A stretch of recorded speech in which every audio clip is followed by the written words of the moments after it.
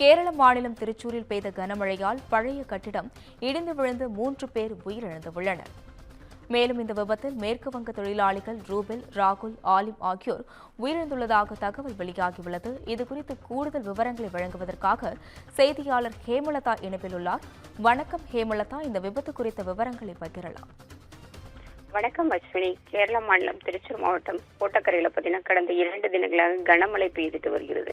நேற்று இரவு முதலே அங்க கனமழை பெய்துட்டு வருது. இந்நிலையில பார்த்தீங்கன்னா 40 ஆண்டுகள் பழமையான 2 மாடி கட்டிடத்துல பார்த்தீங்கன்னா மேற்கு வங்காளத்தை சேர்ந்த சுமார் 17 தொழிலாளர்கள் தங்கி இருக்காங்க.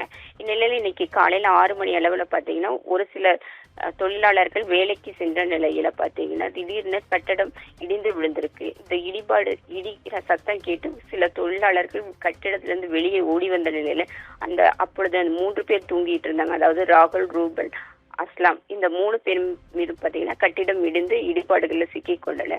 உடனடியாக சம்பவ இடத்திற்கு வந்த மீட்பு படையினர் பார்த்தீங்கன்னா ஜேசிபி கொண்டு வரப்பட்டு இடிபாடுகளை அகற்றி 3வரையும் மீட்டு மருத்துவமனைக்கு கொண்டு சென்ற போதும் பார்த்தீங்கன்னா ஏற்கனவே உயிரிழந்ததாக மருத்துவர்கள் தெரிவித்தனர்.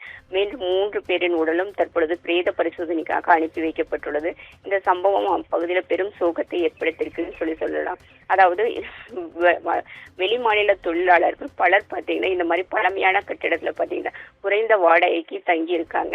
இது ஒரு ஆபத்தை ஏற்படுத்தக்கூடிய நிலையில இருக்கும் அப்படின்னு சொல்லி பல குற்றச்சாட்டுகள் அதாவது வந்த நிலையிலும் மாவட்ட நிர்வாகம் கண்டுகொள்ளாமல் இருந்திருக்கு.